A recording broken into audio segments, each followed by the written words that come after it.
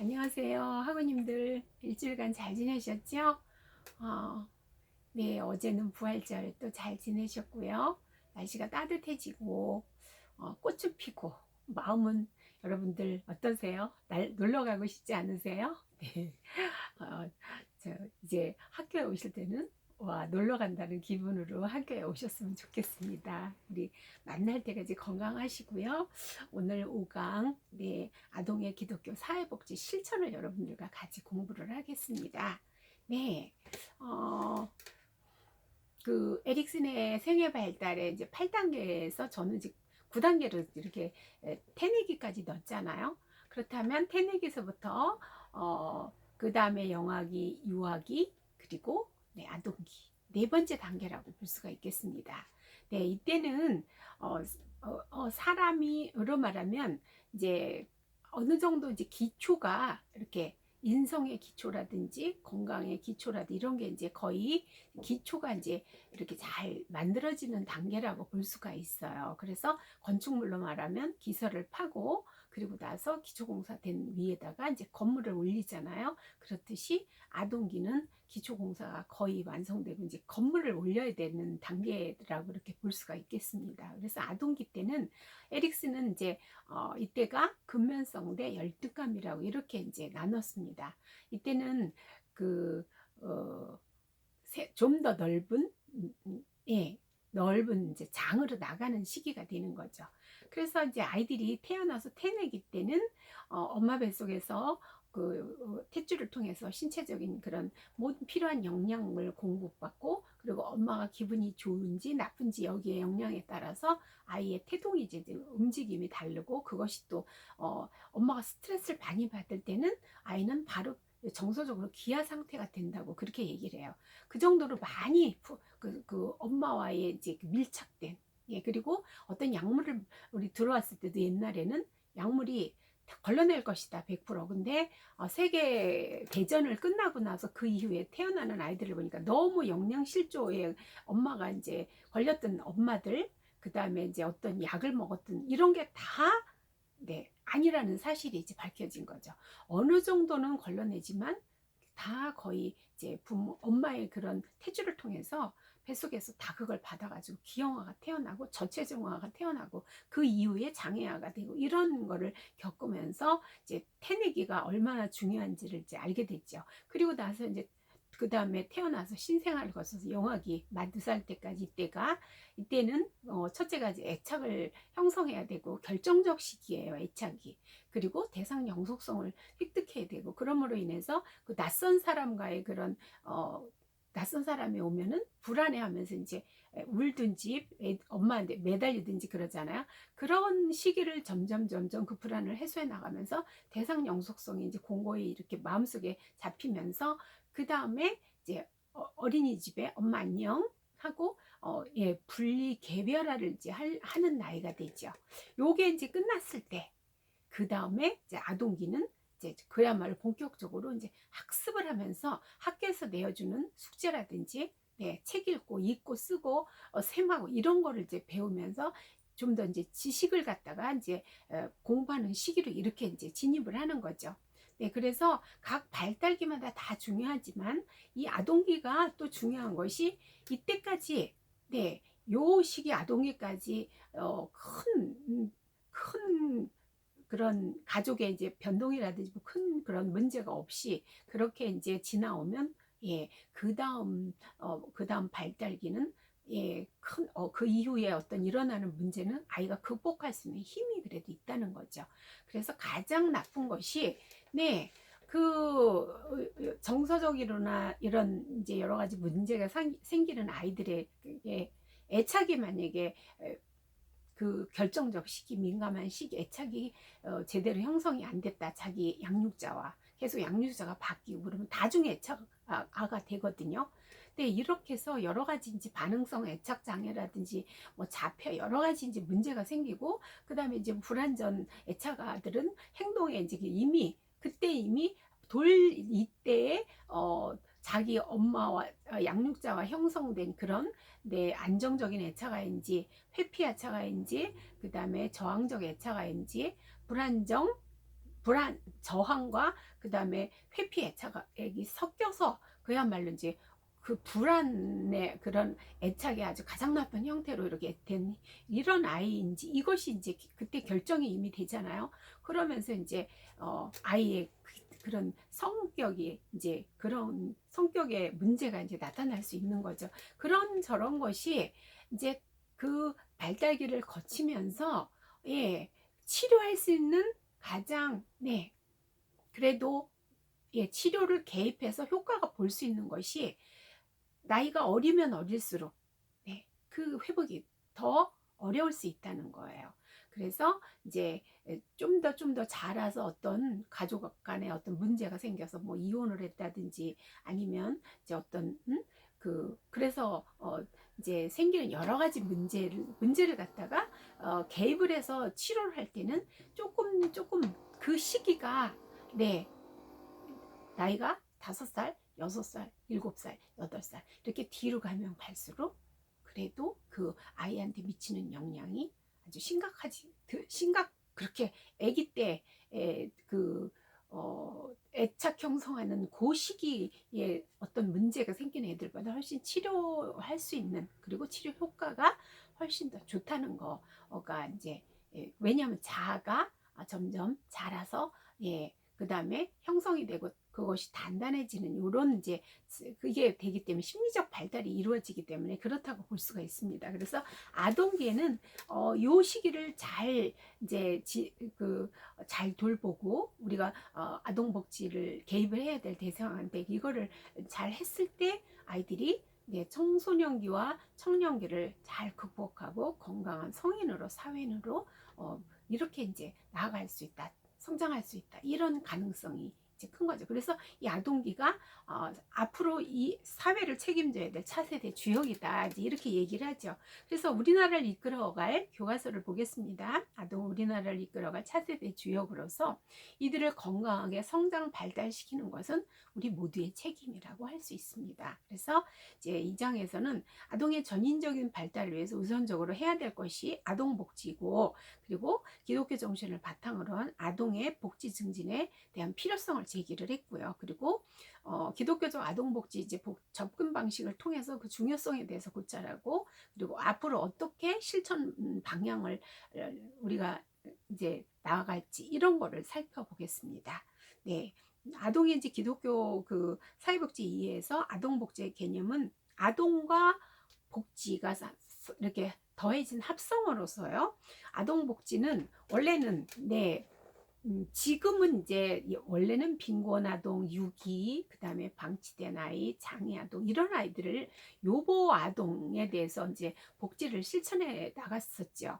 그런데 지금은 현재 점점 가면 갈수록 이제 이 아이들이 우리의 재산이잖아요. 국가의 재원이죠. 인적 자원. 그렇기 때문에 국가에서 이제 점점, 예, 전 아동을 이제 아동 복지 대상으로 이렇게 하고 이제 개입을 하고 있습니다. 그런데 문제는 국가에서 개입을 하는데, 예, 한계가 있다는 거죠. 그래서 이제 민간복지와 그다음에 기독교 사회복지가 개입이 돼서 좀 더 우리가 그 사각지대에 놓여 있는 이런 아동들을 갖다가 이제 돌보고, 예, 그리고 원조하는데, 예, 그런 쪽으로 이제 우리가 이제 눈을 이제 돌리고, 네, 그렇게. 그래서 어떤 뭐 큰 틀에서 뭐 기초생활 그런 혜택을 받고 차상위 계층의 그런 정부에서 이제 그런 걸 받고 그리고 아동 수당을 받고 이런 건 정부에서 이제 하겠지만, 아이들을 정말 실제적으로, 네, 사람이 따뜻하게 돌보는 거, 그리고 늘 이제 보호하고, 그리고 또 마음을 이제 읽어주고 다독여주고 이런 거는 이제 네, 기독교 사회복지가 또 좀 더 이제 구체적으로 할 수 있는 부분이죠. 네, 그래서 지금은 점점 전 세계적으로 어느 정도 경제력이 되는 나라에서는, 유럽에서는 진작부터 어떤 아이건 상관없이 국가에서 이제 키우겠다 이런 의지로다가 이렇게 그 정책을 해왔지만, 이제 우리나라는 이제 최근 들어서 일본도 그렇고, 예, 전 아동을 이제 아동복지 대상으로도 이렇게 보고 있습니다. 그리고 개입을 하고 있습니다. 이 복지라는 말은 영국의 대주교 1914년에 대주교 템플이 이제 최초로 사용한 사회복지라는 말에서 이렇게 시작이 되었는데, 예, 여러분들이 아시다시피 차일드와 웰페어 합성어로서, 그리고 이제 웰은 훌륭히, 잘, 충분이라는 부사와 페어 살아가다 지내다라는 동사의 합성어로 편안히 잘 지내는 것을 의미하지요. 그러므로 이제 아동복지는 아동을 대상으로 한 주관적인 행복한 삶의 상태일 뿐 아니라 그러한 상태를 향한 실천적인 행동까지 포함하는 적극적이고 능동적인 개념이다. 이렇게 이해를 하시면 되겠습니다. 활동 분야로서의 아동복지는 아동들이 행복하게 살며 그들의 생활에서 잠재 능력을 최대한도로 발휘할 수 있는 건강하고 건전한 개인으로 성장 발달할 수 있도록 하는 것을 목적으로 하는 광범위한 노력을 내포하고 있다. 네, 그래서 이제 학자에 따라서 이제 여러 가지 그 정의가 좀 조금씩 다르죠. 한번 이제 PPT를 보겠습니다. 네, PPT 보면 제가 이제 이미지를 꽃을 든 걸로 이미지를 넣습니다. 아동은 장차 이 사회에서 꽃처럼, 네, 그렇게 이제 피어나는 꽃처럼 이렇게 아이들이 사회에서 활동을 할 사람들을 제가 이미지로 이렇게 상징을 넣습니다. 네, 예쁘죠? 네, 이렇게 자라야 되는데 우리 아이들이 가족들과 이렇게 자라야 되는데, PPT 8쪽을 보면 한부모 가족, 그리고 세토민 가족, 그리고 네, 부모님이 없는 아동, 기러기 가족, 그리고 입양 가족, 네, 이런 이제 아동들. 그러나 이제 기독교 사회복지가 이제 기초가 돼서, 네, 그래서 지역 아동 센터가 이제 생기게 됐죠. 현재 굉장히 많이 이제 지역 아동 센터가 생기고, 그 다음에 이제 뭐 여러 가지 이런 요보 아동이라든지 빈곤 가정 아이들이라도 이제 문화적인 이런 탐방까지 다 잘 할 수 있도록 이렇게 이제 배려를 하고 키우고 있습니다. 그리고 아동학대에는 볼 수 있는 행위는 어디까지인지, 그래서 이렇게 아이들이 이제 그 따뜻한 가정 안에서 행복하게 잘 자라야 되는데, 이제 제가 이제 여기 본격적으로 교과서 들어가기 전에 아동 복지에 이제 에 대해서 조금 더 이제 그 일반적인 학문으로서의 요거를 좀 개념을 다루고, 그리고 이제 기독교 사회복지로 들어가겠습니다. 그래서 건강한 그 가정 안에서 잘 자라야 되는데, 18쪽을 보면 산업화 도시화 및 정보화의 급속한 진행으로 우리 세계 여러 나라들이 이제 이렇죠. 그리고 사회 구조 변화로 인해서 가족의 형태가 또 많이 바뀌고 있습니다. 그리고 기존의 모든 질서가 새롭게 형성되어 가면서 복지사회 시대로 이제 변화가고 있다. 이렇게 볼 수 있겠습니다. 현대 사회의 발달과 변화죠. 네. 그래서 가족의 기능이, 여기에서 문제는 가족의 기능과 가족의 역할들이 점점 쇠퇴하고 있다는 거예요. 네. 현대 사회의 다양한 가족 복지에서도 여러분들이 보셨지만 정말 다양한 가족들이 많이 지금 현재 이 사회에 존재하고 있습니다. 그렇다면 엄마와 아빠와 핵가족에서 또 자녀들 이렇게 자라고, 그다음 확대가족 할머니 할아버지 이렇게 자라는 아이들이 가장 편안하고 행복한데, 일단은 어느 부모가 없다든지 한부모 가족이라든지 또 네, 다시 이혼하고 재혼을 거쳐서 재혼 가족이라든지 뭐 미혼모 가족이나 입양 가족, 노인 가족, 조선 가족, 그리고 이제 뭐 다문화 가족, 그리고 기러기 가족, 또 공동체 가족, 또 싱글맘 가족, 뭐 소년 소녀 가족, 뭐 세터민 가족, 동성애 가족, 다양한 이런 가족들이 이렇게 생겨나면서 가족의 기능과 이제 역할이 점점 이제 이렇게 공공기관에 이양되는 이런 이제 현상들이 생기고 있는 거죠. 예, 그래서 옛날에는 가족 안에서 사회화가 다 이루어졌는데, 점점 갈수록 이제 가족의 기능들이 점점 이제 줄어들고 있다고 볼 수가 있겠죠. 예. 여기 한번 볼까요?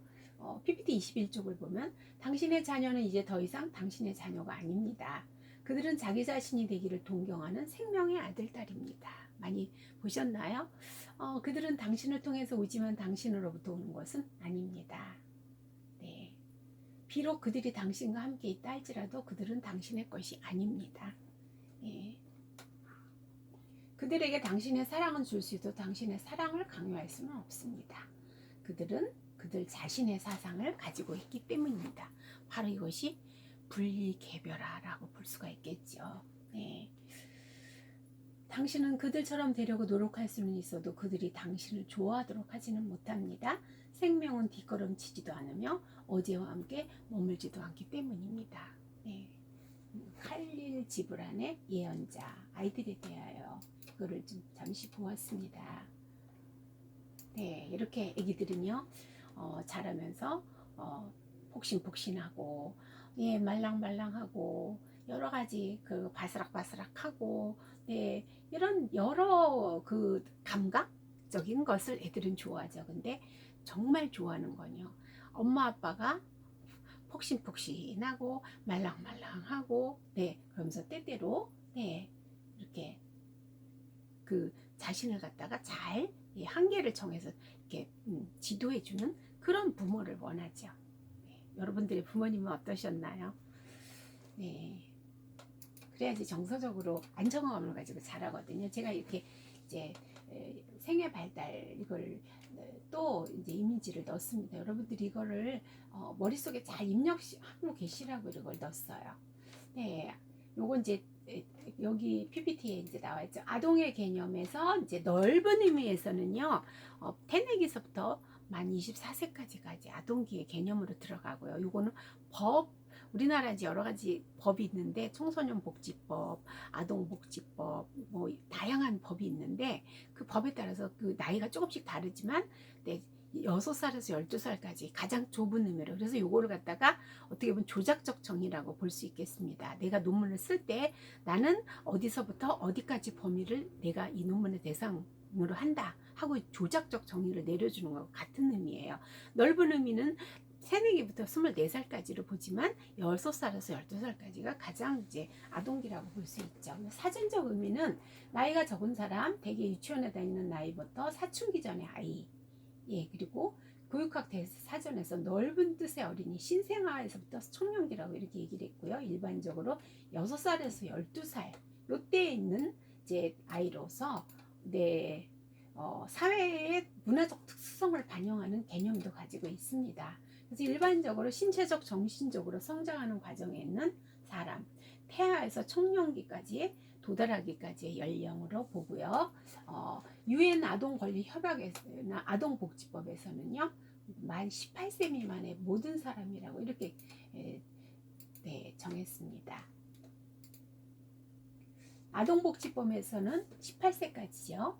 그리고 민법에서는 20세 미만, PPT가 27쪽이에요. 입양특례법에서는 18세 미만이고요. 청소년 기본법에서는 9살에서 24살 이하, 소년법에서는 20세 미만, 근로기준법에서는 18세 미만, 한부모가족 지원법에서는 만 18세 미만이고, 네, 취학시는 대학을 갔을 때, 이럴 때는 이제 22살까지도 이제 한부모가족 지원법에 보호를 받습니다. 네, 한번 또 살펴볼게요. PPT 28쪽을 보면, 네, 고대는 아동에 대한 개념이 어땠는가? 가문을 잇기 위한 수단과 아이들도 아동들도 일을 시켰단 말이에요. 옛날에는. 그래서 경제적 가치를 이렇게 봤습니다. 그래서 우리나라도 농경시대 때는요, 아동들이 특히나 아들을 선호하는 그 이유가 있는 거죠. 예, 농사일을 도울 수가 있잖아요. 남자애들이 힘이 좋으니까. 그러다 보니까 이제 농경 사회의 특징으로 남아 선호 사상을 이제 가지게 됐죠. 그리고 중세에는요, 원제 인간이에요. 원제를 지은 인간이기 때문에 아동을 갖다가 엄격하게 이제 체벌을 통해서 개조를 해야 된다. 그리고 성인의 축소판이다, 아동은. 이렇게 얘기를 했습니다. 독특한 그 발달기마다가 어떤 독특한 그것을 이제 성취하고 이루어야 될 그런 대상으로 본 게 아니라 그냥 성인의 축소판으로 보았습니다. 그 르네상스 시대에는 네, 이때는요 17세기 이제 이후 학습과 경험에 의해서 영향을 받는 그런 다른 인간으로 성장하는 아동으로 보았습니다. 존 노크가 뭐라 그랬어요? 행동주의의 이제 철학의 근본 철학이 됐습니다. 존 노크가. 예, 타블라 라사. 아동은 백지로 태어난다. 거기에다가 무엇을 그려 넣느냐, 아니야 무엇을 어떤 색깔을 입히느냐에 따라서 아동은 다른 게 성장하는 인간으로 그렇게 이제 보았습니다. 그리고 18세기의 루소는 자연주의, 그냥 놔두면 때가 되면 아동은 자동적으로 뭘 가르치고 뭐 몇 살 때 지금처럼 조기 교육하고 이렇게 하지 않아도 네, 자연적으로 아이들은 때가 되면 네, 성장한다. 근대는 프레벨이 있죠.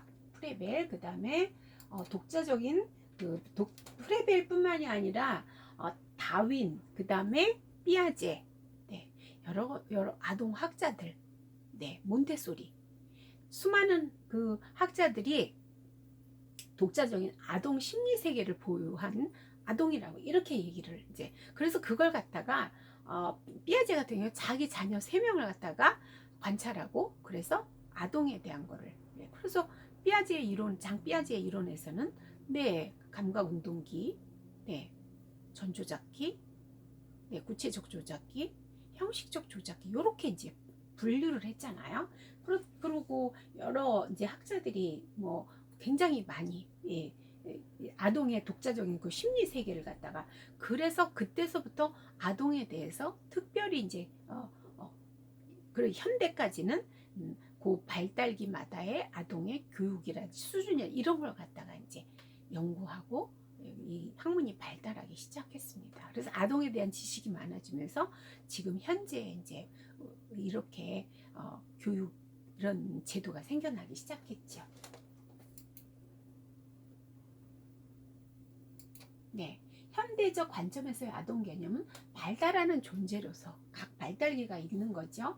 전인으로서의 아동, 그리고 독립된 인격체로서 권리의 주체 아동이다. 아동 복지를 내가 서비스를 받는 것이 그냥 시혜를 받는 게 아니라 아동의 권리를 갖다가 내가 당연히 받아야 될 권리를 받는다. 네. 이게 이제 유엔 그 아동 권리 협약에서 아동을 갖다가 네, 아동은 인종과 뭐 어떤 것을 초월해서라도 다 아동에게는 먹고 입고 자고 교육시킬 걸 해야 된다. 부모가 못하면 국가에서 책임져야 된다. 이렇게 이제 명시를 했거든요. 네, 그리고 독립된 인격체로서, 그래서 독립된 인격체로서 어떤 무슨 문제의 결정권을 아동에게 네, 꼭 물어보고 그걸 줘야 된다.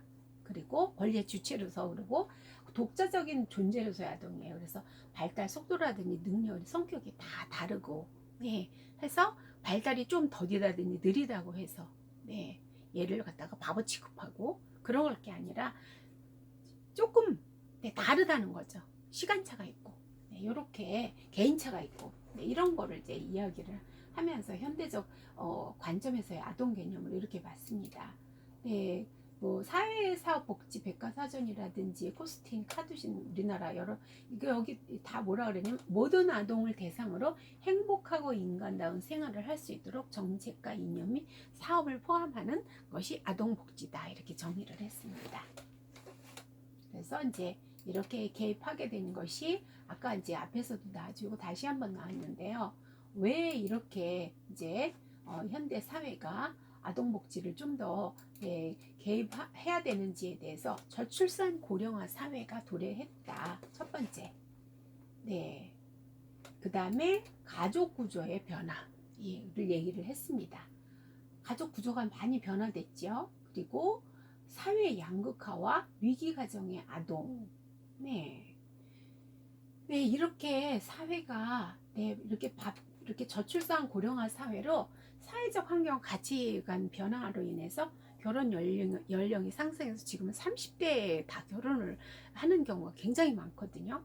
그러고 자녀 출산하는 걸 또 기피를 한단 말이에요. 그래서 결혼은 뭐 3포 시대, 5포 시대 계속 이런 말이 생기고, 그리고 자녀를 낳아서 키우는 게 인생의 행복이다라고 생각하는 게 아니라 그 아이를 내가 희생해서 키워서 얼마를 투자를 하고 키우고 그러기보다는 내가 중요하니까 내가 즐기고 행복하게 사는 게 더 중요하다. 이렇게 이제 의식이 변화된 거죠. 그래서 결혼 연령의 상승과 자녀 수의 감소는 소득 및 고용의 불안정과 일과 가정의 양립을 곤란하게 하고요. 자녀 양육비 부담 증가로 이런 복합적 요인에 의해서 이것이 기인이 됐는데, 또 한편으로는 평균 수명의 연장으로 인구가 고령화가 이제 빠르게 진행돼서 65세 이상의 노인 인구가 2015년에 12.9%, 그런데 2030년에는 24.1%로 이제 이를 것으로 추계돼서 초고령화 사회로 들어가서 인구의 이런 어떤 그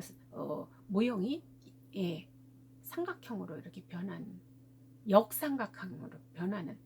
그래서 아이들이 이제 적은 수의 아이를 낳아서 이 사회 구도가 지금 아이를 많이 낳을 수가 없어요. 왜? 너무 집값이 비싸고 하다 보니까 임대를 할래도 때 매덕이 있어야 되잖아요. 그러다 보니까 부모님이 이거를 도와주고 집을 사주고 이랬으면 그래도 이제 좀 난데, 대출 받아서 부모님이 이렇게 해서 이렇게 해서 한 대 모아서 겨우 집을 얻어서 이제 결혼을 해서 사는데, 아기를 낳았다고 아이만 키울 수 있는 입장이 못 되잖아요. 대출금을 갚아야 되니까. 이러다 보니까 아이를 갖다 하나는 어떻게 낳아서 키우는데 둘째를 못 낳는 경우들이 너무 많아서 외동 아이들이 지금 굉장히 많아요. 거의 이제 이런 아이들이 많죠. 이러다 보니까 인구가 역삼각형으로 이제 가서 이제 그 적은 수의 아이들이 이제 일해서 세금 낸 걸 가지고 많은 수의 이제 노인들을 갖다가 그 세금으로 부양해야 되는 이런 이제 시대가 오고 있는 거죠. 저축 여성 취업의 증가예요. 한국 여성의 경제활동 참가율이 지속적으로 증가 추세죠. 고학력자들이 많잖아요. 그래서 기혼 여성의 노동시장이 빠르게 성장하는 집단으로 모성 취업은 세계적인 추세며 우리나라에서도 일반적인 생활 양식이 됐다. 이렇게 이제 볼 수가 있어요. 그래서 가정에서 모성의 빈자리가 아동 양육과 발달에 결함을 가져오기도 하고, 여성의 일과 가정을 양립할 수 있는 사회적 환경을 조성하는 국가의 주요 정책 과제이다. 그래서 일, 가정 양립에 법을 만들었어요. 그렇지만 그 법에 따라서 정말 그걸 제대로 실천하고 하는 그런 회사와 일터가 얼마나 있는지. 일단은 법이 생겼으니까 거절은 못하지만, 그렇지만 이제 불이익을 주는 거죠. 회사 내에서 눈총을 주고 불이익을 주고 한직으로 돌리고 이렇게 되니까 이제 눈치를 보게 되고, 그래서 일과 가정을 양립할 수 있는 게 아직은 우리나라가 어렵죠. 그 다음에 핵가족화, 그리고 가족계획 사업 실시와 저출산으로 가족 규모가 축소됐다. 조금 아까 얘기한 것이. 그리고 1980년대에는 정말 둘 만나 잘 기르다, 뭐 하나도, 둘도 많다, 하나도. 근데 지금 현재는 그것이 그런 여러 가지 정책과 그 다음에 현재의 이 사회에 이런 것이 다 맞물려 가지고 그래서 가족 규모가 정말 축소가 됐죠. 그래서 육아 기능이 약화를 초래하고 엄마들이 일을 하니까 대가족에서 어린이보다 정서적으로 덜 성숙하며 사회성 발달이 이제 낮은 그런 가능성이 높은 아이들이 이제 많아진 거죠. 이렇게 이제 다양한 가족들이 생겨나서 가족의 기능이 약화되고 됐다 그랬죠. 그다음에 이제 그러다 보니까 사회 양극화와 이기 가정의 아동들이 이제 점점 많아지는 거죠. 노동시장과 고용 문제라든지 소득 분배 이런 게 양극화 현상이 심해서 잘 사는 사람은 잘 사는데 가난한 사람은 너무 가난하게 이제 그걸 고리를 끊어내기가 힘든. 그래서 사회 양극화가, 그래서 위기 가정의 양산을 가져오며 아동 양육의 문제를 이제 발생시키는 거죠. 그래서 사회적 취약계층이 실직과 저소득으로 발생되는 가정 문제나 가정 해체로 인해서 생기는 이제 가정으로부터 적절한 보호를 받지 못하고 사회적 위험에 노출되고, 그리고 방치되고, 그리고 일부는 이제 아동 복지 시설에 입소되고 이렇게 됩니다. 그 아동들로만 이루어진 소년소녀 가정 세대가 매년 증가하고 있습니다.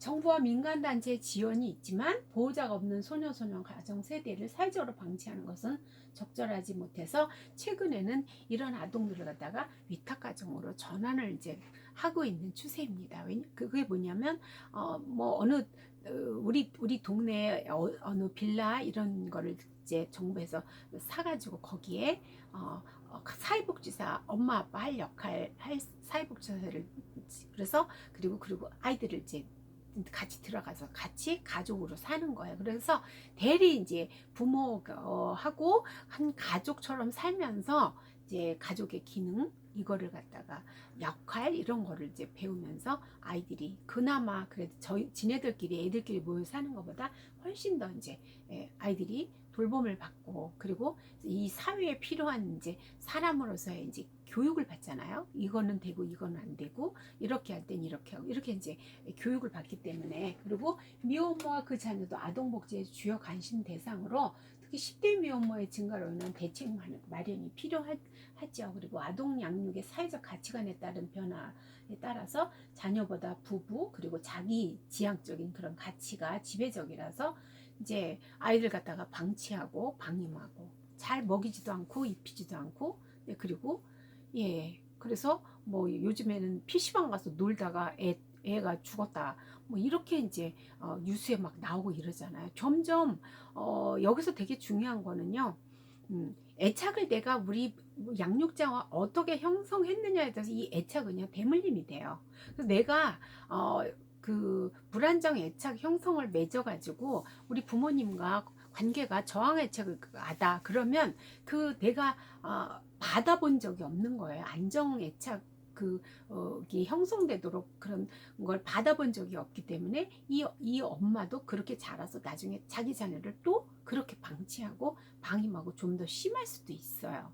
그래서 이게 아이들은 정말 항상 제가 얘기하는 게 애기들은 만 5살이 될 때까지는 한 양육자가 키워야 된다. 중간에 바뀌어서도 안 된다. 할머니 할아버지 집에 친할머니 친할아버지 맡겨서도 근데 정말 주변에 살면서 사이드로 돌봐주는 거는 그거는 굉장히 좋은 거지만 힘들지만 엄마가 키우는 게 가장 좋고 그 다음에 다른 사람한테 맡겼을 경우는 최소한 5살이 될 때까지는 어떠한 경우도 양육자를 바꾸지 않는 게 좋다. 이거를 제가 그냥 부모가 키우면서 주변에 할머니 할아버지가 이렇게 도와주고 이렇게 하면은 정말 아이들이 건강하거든요.